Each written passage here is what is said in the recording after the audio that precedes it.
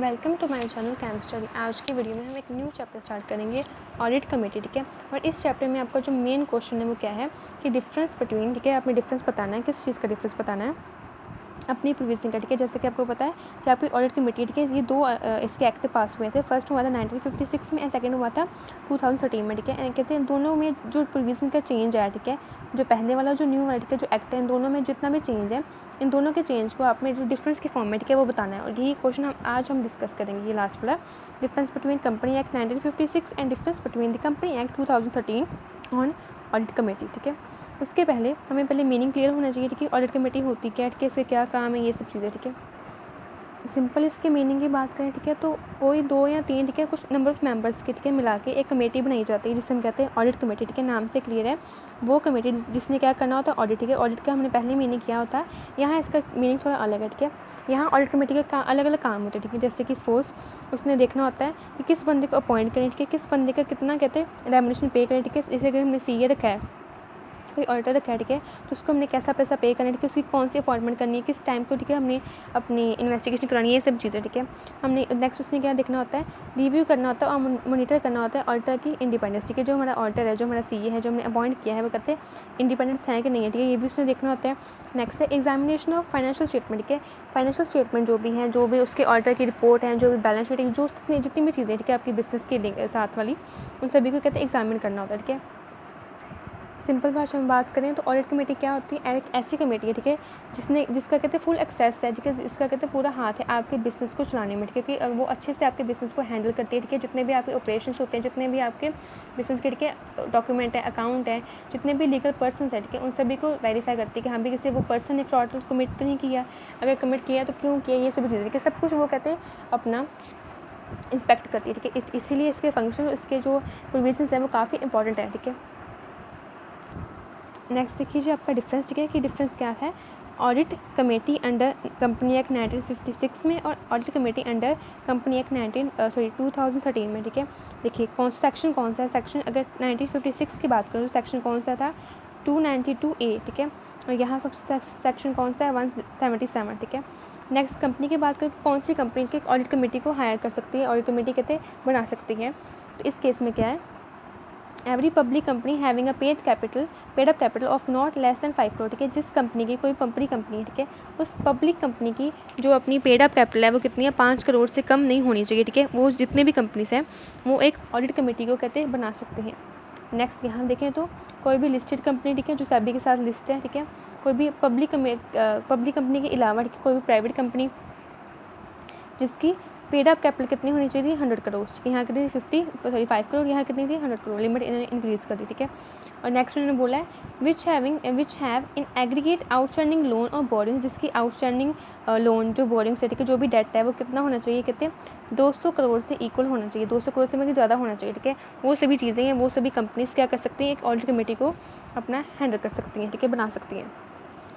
Next है composition. ठीक है, कि इसमें कितने मेंबर्स आते हैं, फर्स्ट वाले में audit committee shell consist of minimum 3 directors. ठीक है, 3 डायरेक्टर्स होते हैं। ठीक है, उसमें से कहते हैं जो 2/3 होती है, जो 2 बंदे होते हैं वो क्या होते हैं, कहते हैं MD जो होते हैं आपके मैनेजिंग डायरेक्टर्स, ठीक है, उनको छोड़ के आपके डायरेक्टर्स बन सकते हैं। और जो बचा हुआ एक है वो क्या होना चाहिए, होल टाइम डायरेक्टर होना चाहिए, क्योंकि फुल टाइम डायरेक्टर होना चाहिए। नेक्स्ट है आपका, यहाँ पे कहते हैं मिनिमम 3 डायरेक्टर्स होने चाहिए। ठीक है, और यहाँ डिफरेंस क्या है दोनों में, यहाँ क्या है कुछ गिवन ही नहीं कि आपको यहाँ क्या कहते हैं, जो आपके 3 डायरेक्टर्स हैं वो क्या क्या होने चाहिए, इंडिपेंडेंस होने चाहिए। ठीक है, वो कहीं भी तरीके से के साथ आपके बिजनेस के साथ डिपेंड नहीं होने चाहिए। उसके बाद आपकी क्वालिफिकेशन, ठीक है, of members of a committee. First है the company act does not have any prescribed qualification. यहाँ कहते हैं कोई प्रिस्क्राइब क्वालिफिकेशन नहीं है, सिंपल है, वो क्या होना चाहिए, कहते हैं वो थोड़ा पढ़ा लिखा होना चाहिए, ठीक है, लिटरेट होना चाहिए, ताकि वो अच्छे से अपने अकाउंट्स को मैनेज कर सके। बट यहाँ क्या कहते हैं majority of members of audit committee including it's chairman, ठीक है, चेयरमैन और चेयरपर्सन के इंक्लूड करके जितने भी पर्सन हैं उनके पास इतनी एबिलिटी होनी चाहिए कि वो अच्छे से, ठीक है, किसी भी फाइनेंशियल स्टेटमेंट को रीड कर सके, ठीक है, पढ़ सके। ये डिफरेंस है। नेक्स्ट है टर्म ऑफ रेफरेंस। ठीक है, कि टर्म ऑफ रेफरेंस की कौन सी रेफरेंस और कौन सी चीज़ें, ठीक है, कमेटी हैंडल करती है। जैसे कि यहाँ है कि audit committee shell act in accordance with the term of reference. ठीक है, जैसी कंडीशन है वैसे कहते हैं इस अकॉर्डिंग उन्होंने अपनी रेफरेंस देनी है। ठीक है, वैसे उन्होंने अपना रिस्पॉन्स देना है। What are all the terms rest with the sole decision of the board. ठीक है, कि इसमें सिंपल ये है कि जिससे उसको ठीक लगता है उसने वैसे एक्ट करना है। बट यहाँ जो आपका नया एक्ट बना था 2013 में, ठीक है, कंपनी एक्ट, उसमें कहते हैं जो नवी प्रोविजन है वो चेंज कर दी, ठीक है, इन्होंने, जैसे कि फर्स्ट बोला है इन्होंने कि committee shall act in accordance with the term, ठीक है, एज प्रिस्क्राइब, जो कि इन्होंने प्रिस्क्राइब की हुई, यहाँ कहते हैं प्रिस्क्राइब नहीं थी, जैसा उसको ठीक लगा वैसे उसने करना, यहाँ कहते हैं प्रॉपर्ली प्रिस्क्राइब है, बोर्ड ने प्रिस्क्राइब किए, अपने BOD ने, बोर्ड ऑफ डायरेक्टर्स ने प्रिस्क्राइब किए, आपको उसी के अकॉर्डिंग कहते हैं वो करना पड़ेगा।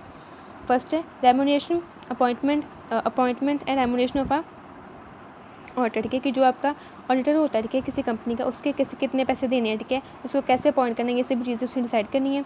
रिव्यू मॉनिटर, ठीक है, उसने अपनी ऑडिटर की जो इंडिपेंडेंस है, ठीक है, कि वो ऑडिटर किसी के साथ लिंक तो नहीं है, ठीक है, बिजनेस के साथ, ये भी आपने देखना है, ये भी अपनी जांच पड़ताल करनी है, अपने एग्जामिन करना है, क्या एग्जामिन करना है, फाइनेंशियल स्टेटमेंट को देखना है, अपनी फाइनेंशियल स्टेटमेंट जो भी आपके हैं, बिजनेस की बैलेंस शीट है, प्रॉफिट एंड लॉस अकाउंट, उन सभी को चेक करना है अपने अच्छे से। Next approval and any subsequent modification, ठीक है, कोई भी आपने मॉडिफिकेशन है जो भी आपने चेंज करना है उसको आपने अच्छे से देख के, ठीक है, उसके बाद कहते हैं या तो आप अप्रूवल देनी है या तो आपने रिजेक्ट कर देना, ये सब चीज़ें आपने मोस्टली करते हैं। जैसे कि उसके बाद भी है कि आपने क्या करना है, scrutiny of inter corporate loans and investment, ठीक है, जो आपने आपस, ठीक है, जो बिजनेस टू बिजनेस जो आप इन्वेस्टमेंट करते हो, जो आप बिजनेस टू बिजनेस लोन, ठीक है, देते हो या लेते हो, उसमें क्या कहते हैं क्या करना है, आपने जांच पड़ताल करनी है। नेक्स्ट है valuation of undertaking of asset, ठीक है, जितनी भी एसेट है फर्म की उसकी वैल्यू निकालने के, हाँ भी अगर बैलेंस शीट में, ठीक है, उसकी वैल्यू लिखी है किसी भी चीज़ की, जैसे कि सपोज अगर बैलेंस शीट में आपकी वैल्यू लिखी है फर्नीचर की 1 लाख, ठीक है, तो आपने देखना होता है कि वो फर्नीचर मेरे बिजनेस में 1 लाख का 1 लाख है कि नहीं है, ठीक है, कम है कि ज़्यादा, ये सभी चीज़ें आपने देखनी होती है। ऐसे ही और कितने सारे काम हैं जो कहते हैं कि प्रिस्क्राइब आपको गिवन है कि ये सभी काम आपने करने हैं और ये ऐसे ही आपको काम ये वाले करने होंगे।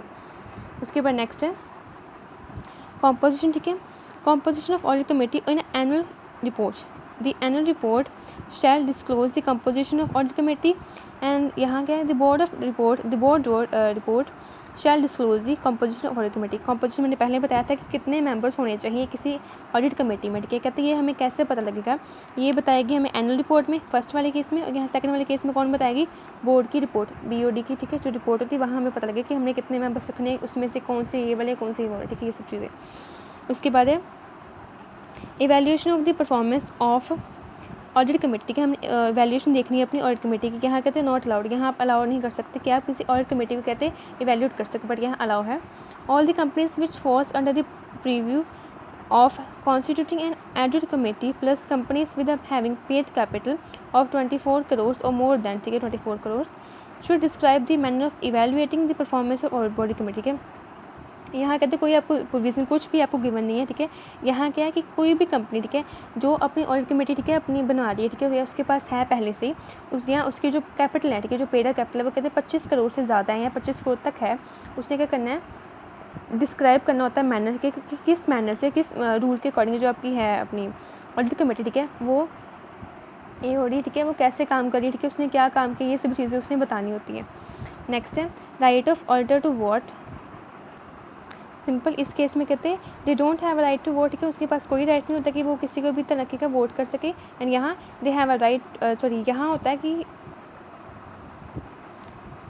सिंपल दोनों केस में कहते हैं कि दोनों के पास बिल्कुल कोई भी राइट नहीं होता कि वोट करे, don't have right to vote and don't have right to vote, ठीक है, तो डिफरेंस क्या हुआ इस केस में, ठीक है, ना तो उनकी बातें सुनी जाती हैं ना ही उनकी बातें मानी जाती हैं, ठीक है, बट इस केस में क्या है उनकी बातों का at least right to be heard, ठीक है, उनकी बातों को हम एटलीस्ट मीटिंग में सुनते हैं, ठीक है, चाहे माने चाहे ना माने वो हमारी अलग बात है, ठीक है, बट यहाँ हमने एटलीस्ट उनको एक बोलने का मौका दिया होता है कि हाँ भी आपने इस पर्टिकुलर मेथड पे या इस पर्टिकुलर टॉपिक पे बोलिए।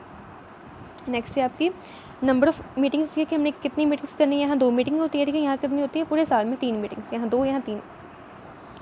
नेक्स्ट पॉइंट है आपका chairman of audit committee and right to attend the AGM, ठीक है, इस केस में क्या है, इस केस में सिंपल आपको ये गिवन होता है कि जो जितने भी मेंबर्स हैं, ठीक है, आपके अपने ऑडिट कमेटी के, ठीक है, उनमें से आपने किसी भी एक मेंबर को क्या अपना करना है अपॉइंट चेयरमैन, ठीक है, इनकी आपको सिंपल इस केस में प्रॉपर कैसे चेयरमैन को अपॉइंट करना है, ठीक है, उसने कैसी कौन सी मीटिंग अटेंड करनी है, कितनी मीटिंग अटेंड करनी है, ये सभी चीज़ें आपको प्रिस्क्राइब गिवन होती हैं, बट यहाँ कहते हैं जो कंपनी एक्ट 2013 में does not contain any provision, उसमें कोई प्रोविज़न नहीं है किसकी या तो चेयरमैन की, अब की हमें इलेक्शन ऑफ चेयरमैन उसकी भी कोई हमें नहीं पता कि हमने कौन सा चेयरमैन कब इलेक्ट करना है, प्लस वो जो चेयरमैन, ठीक है, उसने अपनी AGM अटेंड करना है कि नहीं करना है, यहाँ आपको कुछ भी नहीं गिवन, यहाँ को एटलीस्ट सब कुछ गिवन होता है।